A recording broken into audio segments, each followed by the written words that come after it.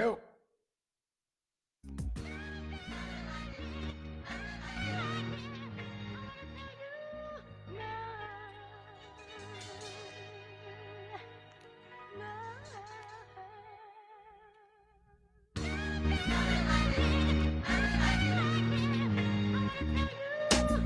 Don't stop. Yeah. I have given Caesar my pound of flesh. Now it's back to you guys. Yes. July 20th, 2021, episode half past 86.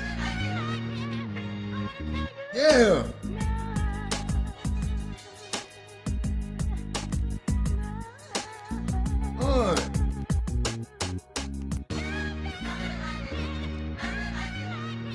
Name that tune. Yo, what's up, y'all?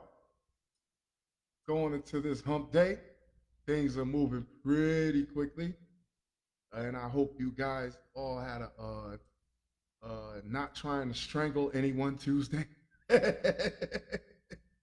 I don't know where you are in this part of the country, but it seems to me that all day it's just been like a foggy haze or whatever. I can't quite explain it because usually when it's like hot like that and the sun is out, you usually don't see like I don't know what it was. Maybe it's some wildfire smoke. I don't know.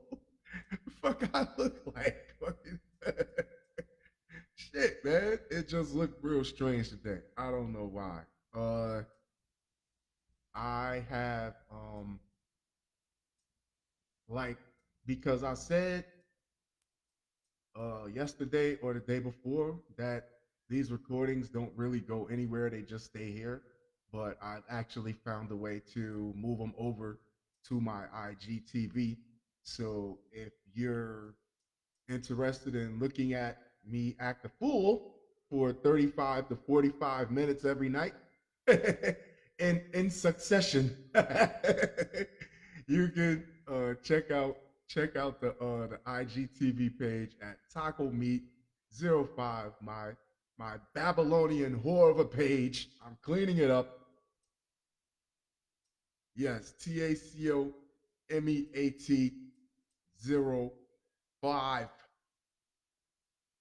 Yes, I have a. First off, I wanted to talk about because the ice cream wars. Because since what was the name of that ice cream company pulled out yesterday or a couple days ago due to social media? Ben and Jerry's. Yeah, and they had an article where they said a lady took the Cherry Garcia and slammed it in a garbage can. It's starting to get heated over there, people. Just be careful. They said they're picking up Haagen Dazs. They said they're going with Haagen Dazs, and I really think that's very disrespectful to to have. It sounds like a really quite German name for I don't know. Like, yeah, it's just something about that that seems a little weird. And why not go with Briars? That's a good name, right? I'm not getting in between the ice cream wars because I don't want to get clipped. End up in a vat full of Rocky Road. End up in a vat of Rocky Road. No, we don't want that. Yes. So first up,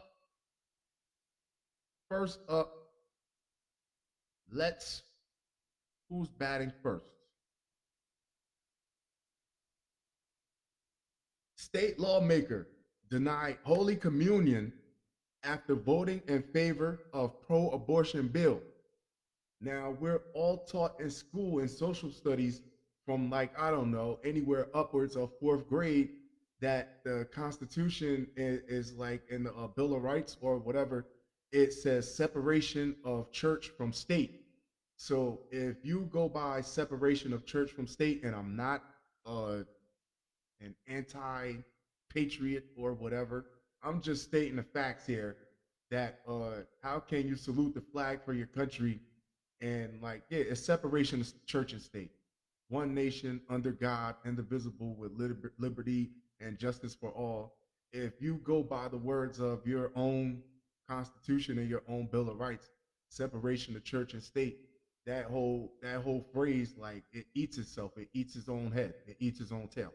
So and I would like to say at this top line before I go into this article is that you deny this lawmaker Holy Communion after he voted in favor of a pro-abortion bill, but I just seen a story where a father overdosed and fell on his child and crushed his baby and crushed his child. So like that could have easily been prevented with I won't say and I don't and if you heard me say this before, I don't say abortion is just one option. It's just an option. That's it. Like, yeah, you can always, there's plenty of people out there that for whatever reason they can't have children and they want children. And like, so there's always an option yeah, there's always an alternative. I mean, but regardless, it should be a choice. It should be an educated and it should be an informed decision. It shouldn't just be you're gonna burn in hell if you choose to have if you don't choose to yeah, come on, stop it, stop it. It's the crucible all over again. It just keeps coming back. A New Mexico state senator said he was denied receiving Holy Communion at his Catholic church due to his support for a pro abortion bill. I was denied communion last night by the Catholic bishop here in La Cruces, and based on my political office, wow, my new parish priest has indicated he will do the same after the last was run off. Wow, please pray for church authorities as Catholicism transitions under Pope Francis, La Cruces State Senator Joe Cervantes tweeted on Saturday. Yeah, come on. These are antiquated. People are starting to get smarter now and they're starting to like really believe that like well, maybe this religion is being manipulated by people. You know, it's like playing the phone game. Like, yeah, it's like playing the phone game. That's what it is. But it's been grandfathered in. It's so old that people don't really question it the way they should. He explained on Monday that he was denied receiving communion due to him voting in favor of a pro abortion bill since voting to eliminate an unconstitutional and never used New Mexico law, which would imprison women for abortion. That's ridiculous. That's yo, you talking about imprisonment, and then in Texas, they're trying to get the bounty to sue anybody that aids or has an abortion for $10,000. Like, what are you doing? Like, y'all turning abortions into big business. That's what you're doing. Which would imprison women for abortion. Some new clergy have decided I am unwelcome at their communion. You know what, man? It's okay. It's okay. He said in a statement Monday, you know what? At least what you didn't do, at least you voted for what you thought was right and you didn't let nobody manipulate you into doing what they thought was right for you. Or you used your authority and you used your voice to make a call and god damn it, you stood by it. I applaud that.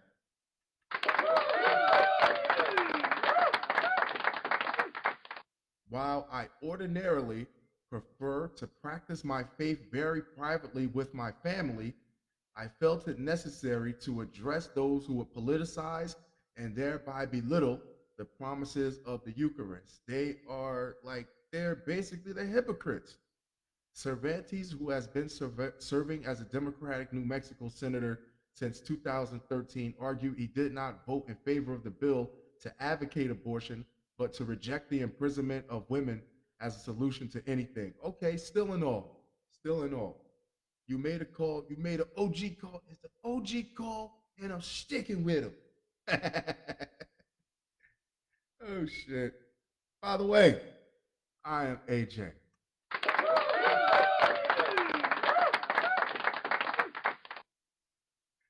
So what's up next? Delete this. It's it's Babylonian disgrace. First, all right, let me take a sip of my non-alcoholic beverage.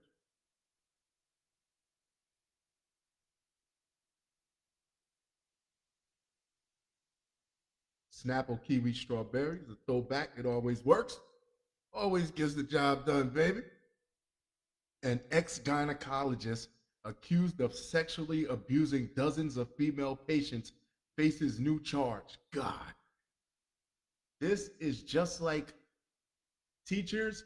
This is what I believe is that teachers, that the majority of them, not well, some of them, not all of them, a number of them, but teachers who have like repressed social feelings from back when they were young, that they never learned how to deal with like awkwardness and how to deal with like socially adapted to acclimated to dealing with girls and boys and going on dates and interacting with the other sex.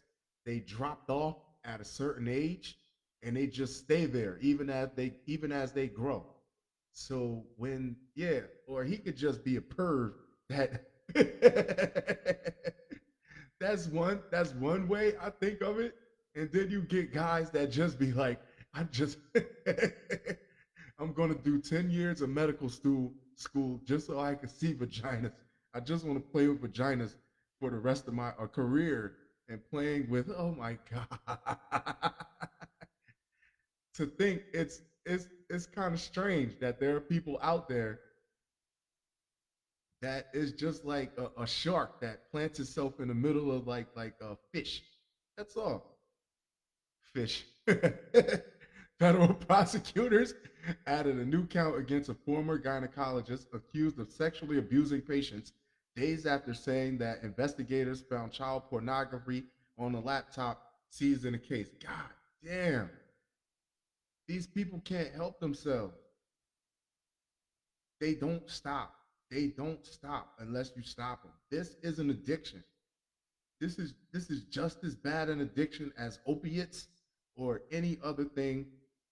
Might be worse because other people get hurt. You're not only hurting yourself, you're hurting other people.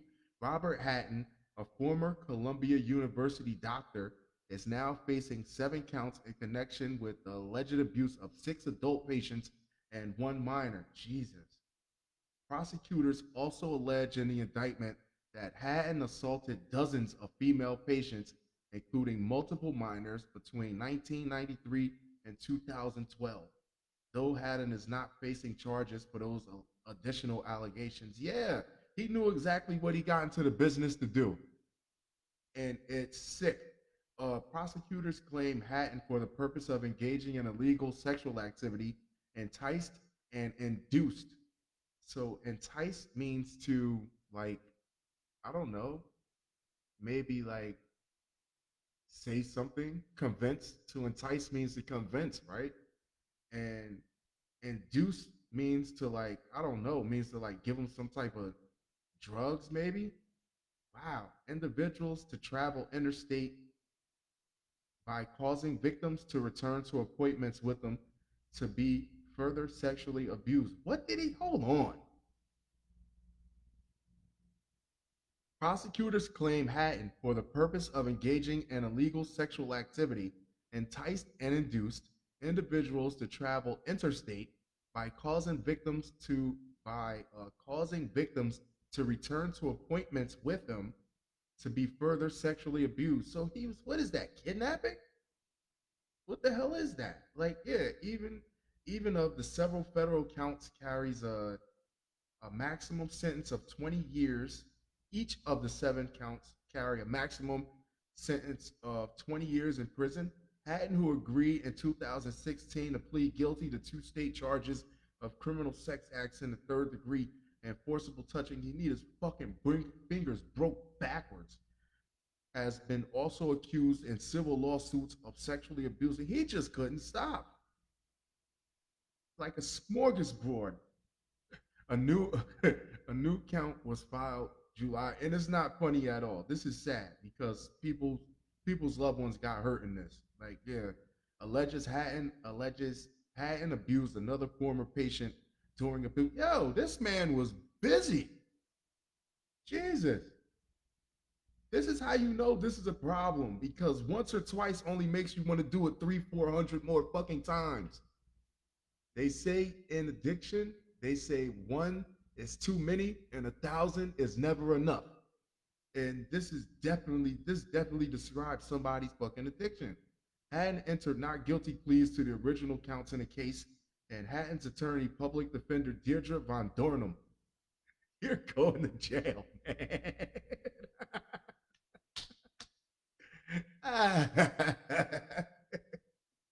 They go to jail, man. A public defender named Deirdre Von Dornum. Yeah, you're done. She's basically there just to make sure you understand what you're going to jail for. God damn. Yo, these people are sick out here, man. Like, yo, you seen the video of what was it? A 6-year-old kid was getting off the bus, and the damn bus driver didn't make sure that the kid was clear of the bus and closed the book bag inside the bus and was dragging the kid. Like these, yeah, what like we're operating on we're drones. We've turned into drones. We only know we are stuck in a tunnel. We got tunnel vision in our day-to-day tasks because we're on the fucking hamster wheel. Either that or we only know how to satisfy our basest fucking impulses. And this is like, yeah, it's crazy. It's like we're getting technologically advanced more, but our minds are fucking are regressing. Like we're going back to like savage. We've always been like had the capacity for savage behavior, but this is like I'm starting to see like you read the news and it's children shooting people and killing people at younger and younger ages. Like when the hell did you ever learn how to? When I was fucking 12, I didn't know anything about a goddamn gun. You see, like this is it's life, man. It's life. Or maybe because I'm fucking sober. This was always happening. I just kind of fucking stumbled around it through all these years. Okay, let's get rid of this. Oh shit. Yeah, when you fucking finally you've been blind and then you put your glasses on, you're like, oh God, what the hell is this? Former federal prison guard in Alabama admits having sex with female inmate in laundry room, trying to get colleague to lie about it. Yo, I can see how this plays out.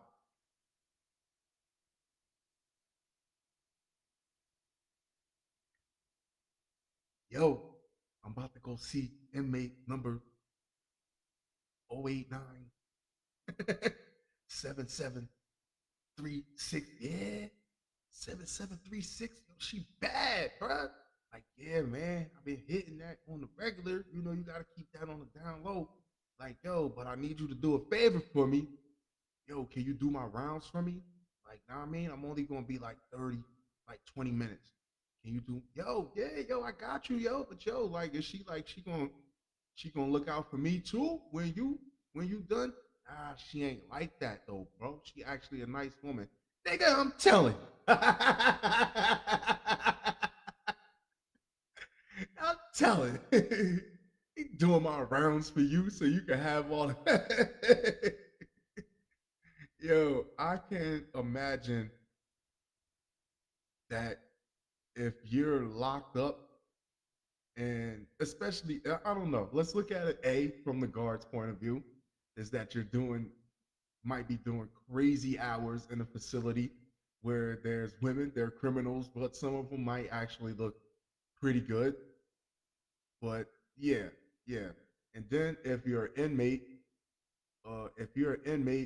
and you've been locked up for a while, and you might see a guard, and he might look like, well, I guess. So, yo, if these, it's gonna happen. Like, it's unethical. It's fucking illegal. Like, you heard about the girl from I did a story about the girl from California that she was like 24, like 23, 24, pretty girl. She was uh she was smashing one of the inmates and was bringing them like contraband and all types of stuff. And it was to the point where she was cutting the crotch out of her uniform for like easy. Yeah, yeah, yeah. I guess like if you work in this job to the point where it's killing your social life, things start to look good. Things start to look good.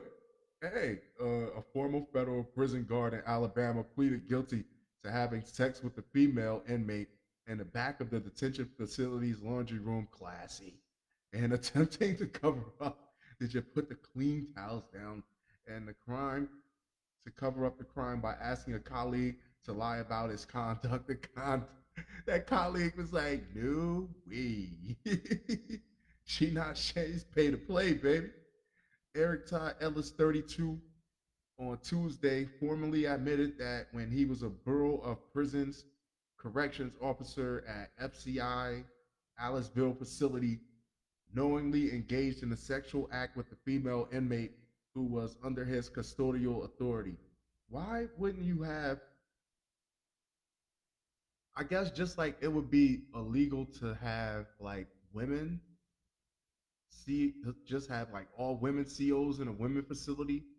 I don't know. It's like, why wouldn't you have like a woman with her, especially in situations where you can be alone? I would think that would be part of like of a code of conduct for saving your own damn job, is to like have a woman accompany you, or have a woman take her when she has to move around the facility. So at the end of the day, can't lie. She got, because an inmate could easily probably just say, "Yo, he touched me inappropriately," and now you're under investigation. Like, come on. Like, I would be trying to cover my own ass. I'd be like, "Yo, I can't. Yo, take her and find a woman." Yeah, why not? The DOG, he then admitted his conduct to another BOP official, and soon thereafter, the DOG office of the Inspector General opening an investigation said soon thereafter. As soon as he said something,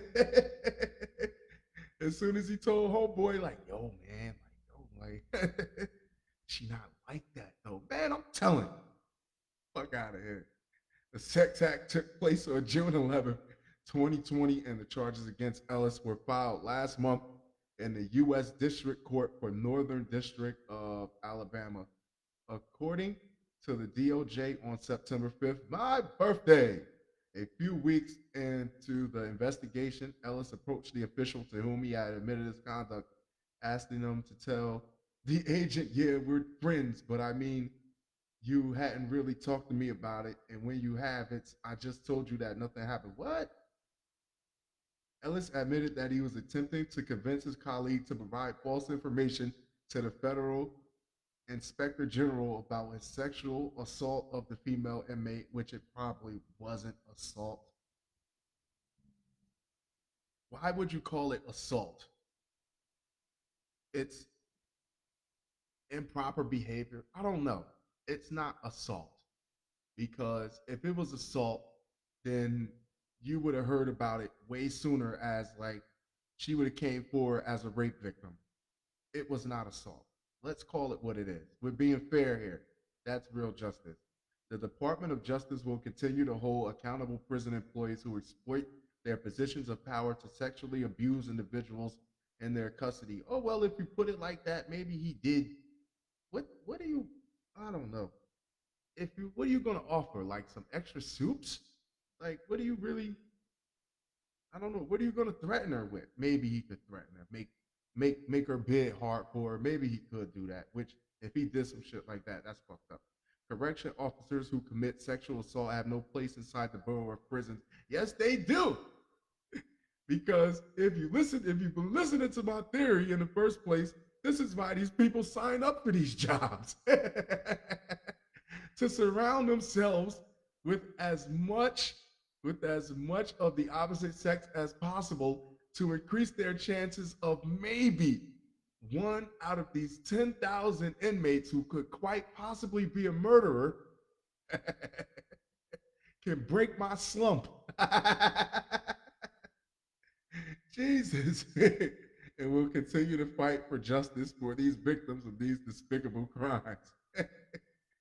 God damn, he faces up to 15 years in prison, a maximum fine of $250,000 on a sexual abuse charge, and a maximum of 20 years in prison and fine of no more than $250,000 on the witness tampering charge. Yeah, and I was supposed if you're the inmate, you would definitely say that it was against their will. She probably would say it's against their will because then, like, yeah, it make her look like that she didn't want to do it, and it looks bad on him. Because fuck that, he's the fucking police.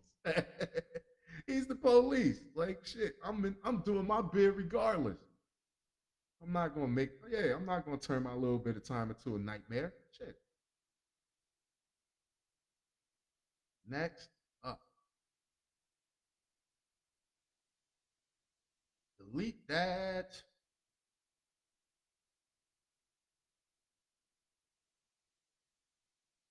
Teens around the world are lonelier than a decade ago. The reason may be smartphones. Gee, you think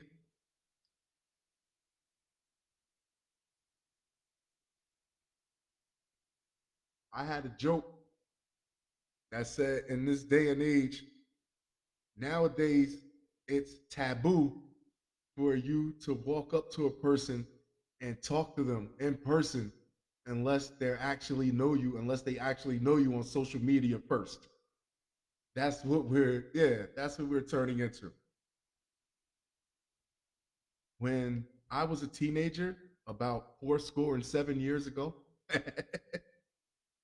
before I drank Peter Popoff's Miracle Spring Water and made me like young, like the curious case of Benjamin Button.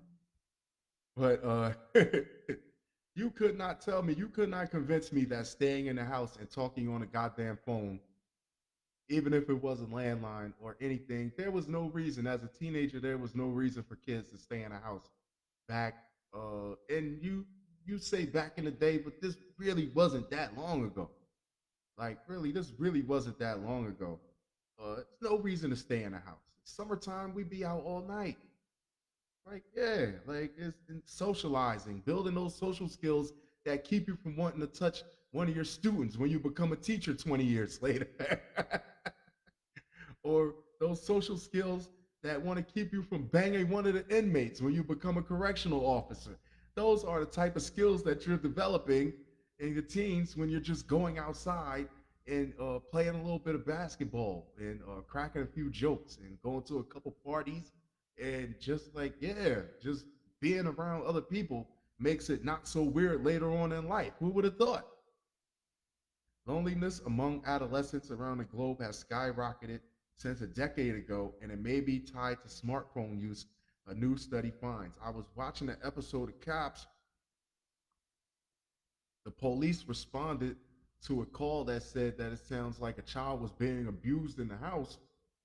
And you get to the house, they get in the house, and it turns out that this 8 year old girl, big 8 year old girl, was throwing a temper tantrum and throwing stuff around the house and screaming at her mother because her mother wouldn't let her have the phone so she could get on Facebook and social media. 8 years old. And she was throwing a fit to the point where the neighbors had to call the police. You telling me that's not healthy for a child? That's really not healthy for a child. In 36 out of 37 countries, feelings of loneliness among teenagers rose sharply between 2012 and 2018, with higher increases among girls, according to a report released Tuesday in the Journal of Adolescence. Wow. Sucks to be girls between 2012 and 2018, I guess. Researchers used data from the Program for International Student Assessment, a survey of over 1 million 15 and 16-year-old students. I would think that girls at that age are pretty like mixed up about their emotions anyway. The survey included, but being secluded to just social media couldn't possibly help.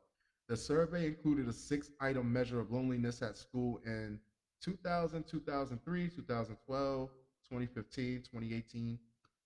Before 2012, the trends had stayed relatively flat.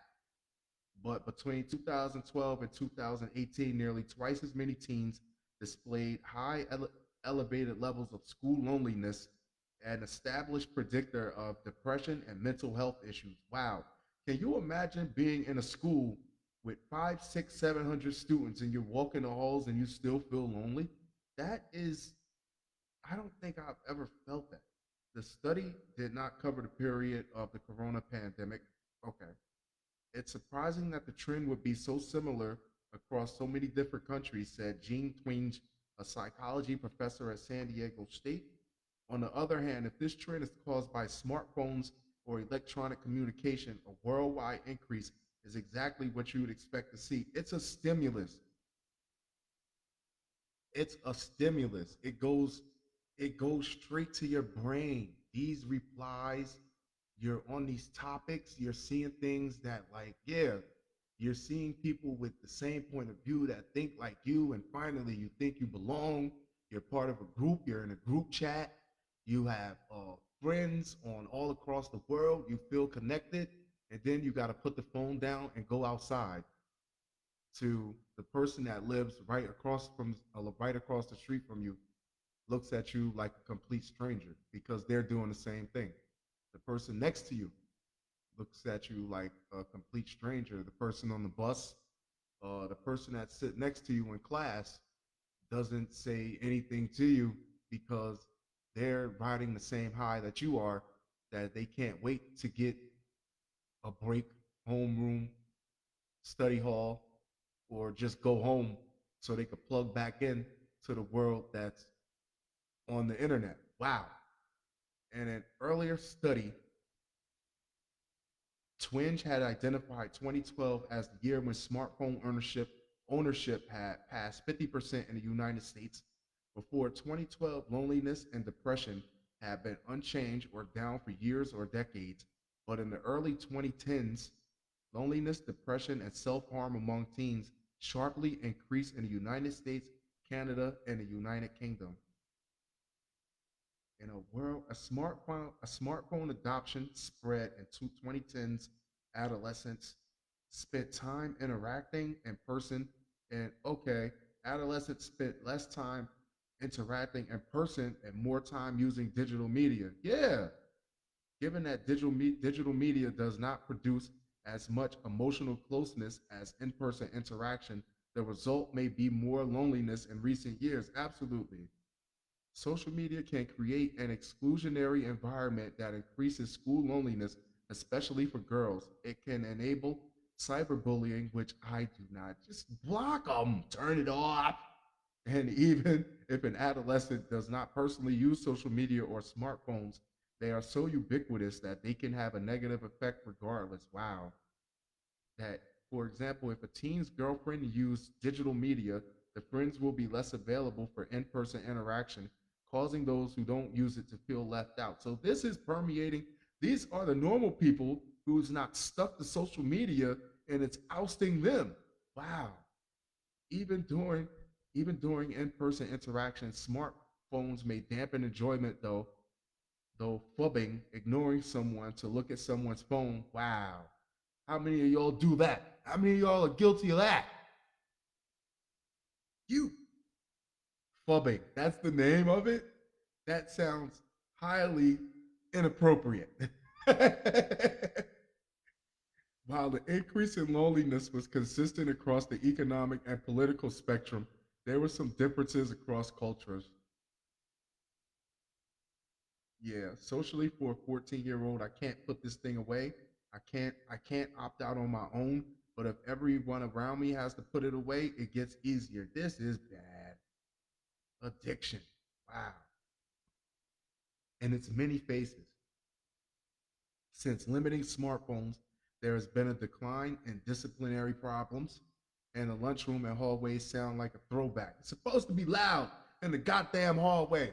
Yeah, not supposed to have a bunch of zombies fucking with their necks glued down to their phone. They're bumping heads with each other. They don't even say excuse me. They just get out the way and continue walking, looking at their fucking phones. Jeez, Skynet, man. Get rid of that. What do we have here? Whoa. Doctor prescribed one patient 9,000 Adderall pills in 3 months. What the fuck is going on here, yo? A Colorado doctor prescribed more than 10,000 pills to a single patient in a 3 month period, including 9,000 doses of Adderall and hundreds of Xanax and muscle relaxant tablets while operating a cash only practice. This is shady as hell. What are you trying to like, yo? This is not. He's not a patient. He's selling drugs for you. This has to be what it is. This man, this doctor is the fucking plug. Cash only, no insurance, no paperwork. This guy wasn't giving somebody drugs to treat something. He was giving he was selling drugs.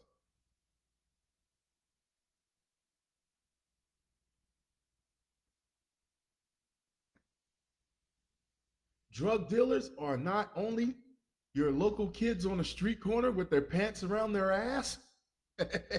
They wear a suit and a tie and they can write prescriptions. What's more dangerous than that? Dr. Howard S. Weiss, a 66-year-old psychiatrist from Inglewood, Colorado. Okay, that was an easy mistake. Come on. Was indicted by a federal grand jury on 120 criminal charges, according to court documents from the U.S. District Court in Denver. Weiss pleaded not guilty to the charges in court on Friday. How do you when you have wow, he later posted because you have to eventually account for all these drugs that's coming in and out of your practice. Pardon me. You have to somehow, like according to federal prosecutors, Weiss charged patients between 650 and 850 per visit when they went to see him at his clinic in a Denver suburb of Greenwood Village. The federal government alleges that Weiss even charged those sums when seeing indigent patients who relied on Medicaid, the low income government subsidized program. Wow. It's like, you gotta pay, you gotta pay. He would then prescribe them powerful opioids and other drugs that are considered highly addictive, including methamphetamine, mixed amphetamine salts, that's bath salts, according to the indictment. Yeah, I learned that bath salts is like a cousin of meth. They just did something to like change it so it doesn't categorize as exactly the drug, but it has the same fucking properties. uh, Between approximately August 2013 and June 19th, the defendant Howard Weiss distributed controlled substance outside the usual course of professional practice. Damn, that's an understatement.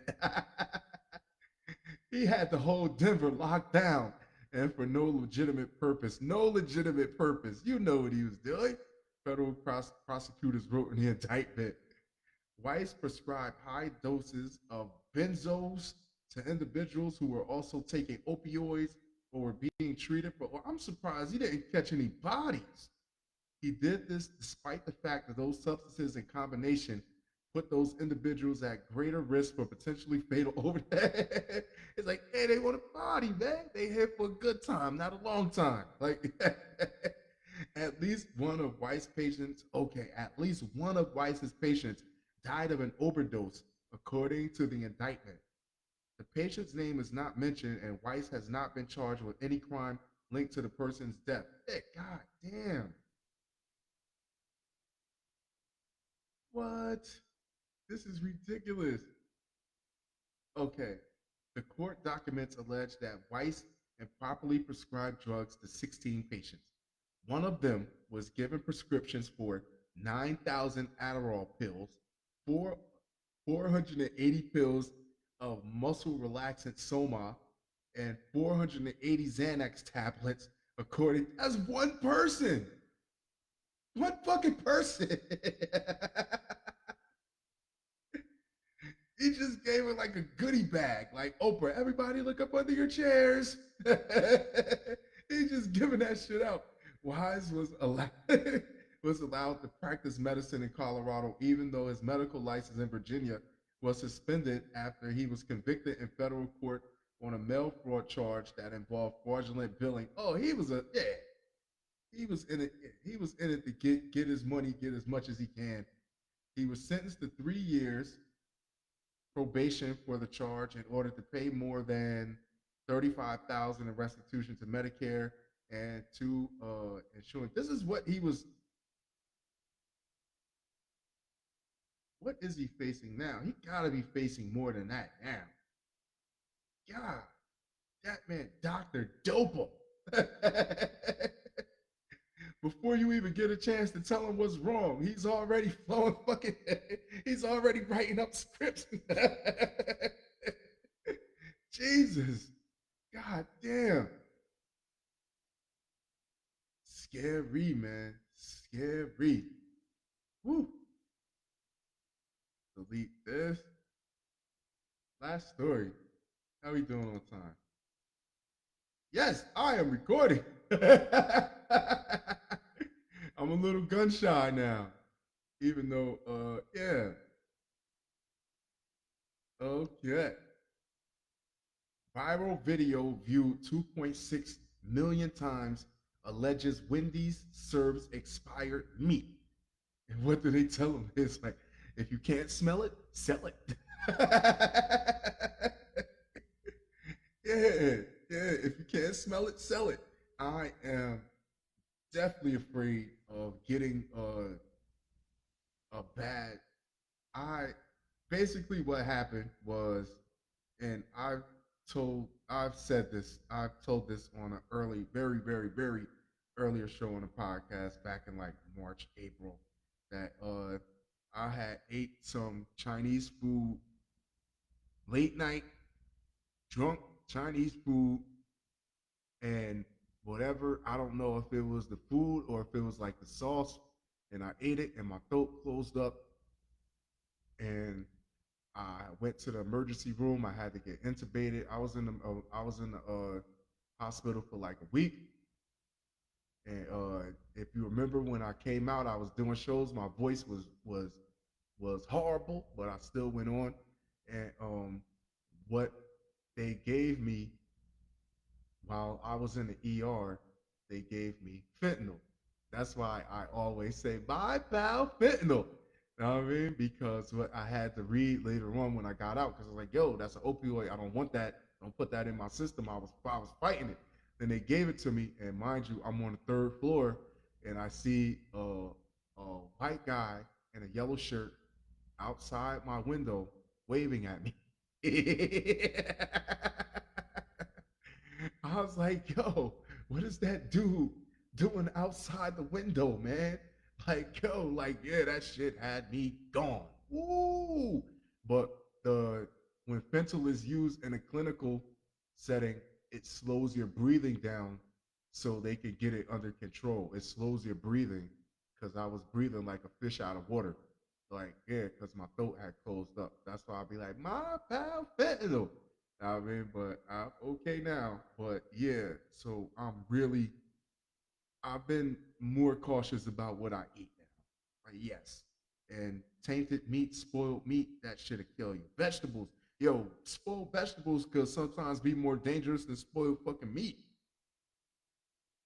Yeah. The clip posted to the app earlier this month features TikToker at Official Lazante and a co-worker, both clad in Wendy's uniforms in what appears to be a kitchen prep area. Uh-oh. Their t-shirts are emblazoned with the iconic Wendy's logo like it's superheroes and fucking some shit. It's a fucking redhead with a ponytail. Cut the bullshit.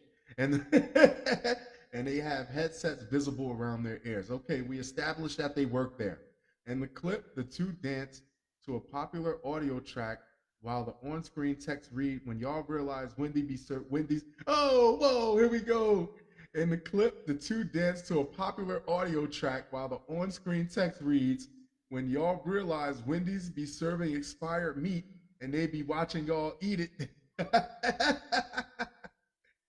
And the caption of the this has to be bigger than Snowden right now. And the caption, the TikToker included the hashtags quit, hashtag new job, hashtag leaving, implying that they will no longer be working at Wendy's. Good for you. You don't want to be part of that shit, man. To have to tell an employer and have to ask them like, yeah, but you knew they were selling the fucked up meat. Now you're part of the now you're fruit of the poisonous tree. Attempted to reach both officializante but did not receive a response from either source.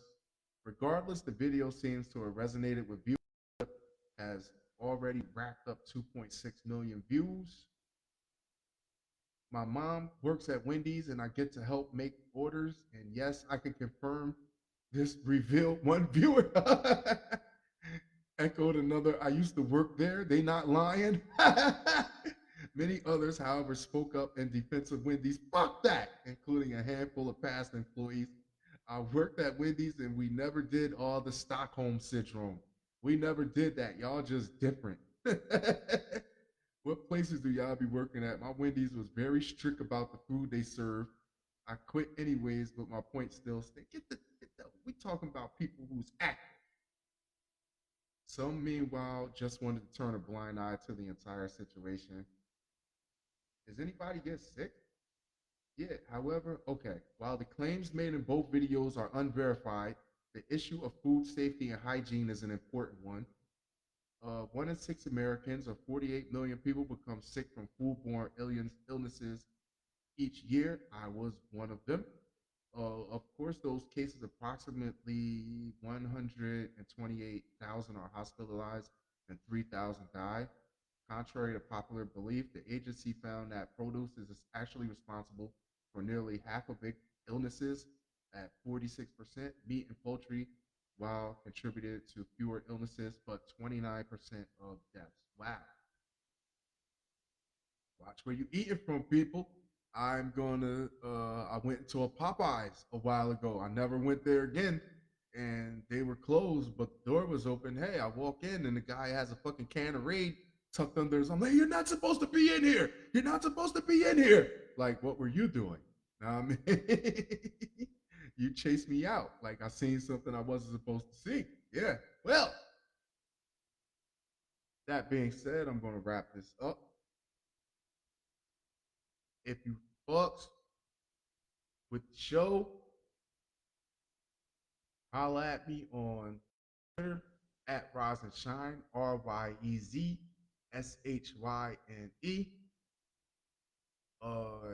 At also on Twitter at HalfCastAJ, HalfCastAJ. Uh, Instagram, IGTV. This is going up to IGTV. I get done uploading the audio. I mean, Taco Meat 05, TACOMEAT, or you could just hit me on Messenger on here, Johnson. If you would like to just listen to the audio, I have over 115, 16 episodes of audio. You can find it on Spotify, find it on Anchor, or I'm pretty sure somewhere on Apple Podcasts. They're in a lot of places. They're not very hard to find. Yo, I love you guys. I'll holler at y'all very, very, very soon. Adios.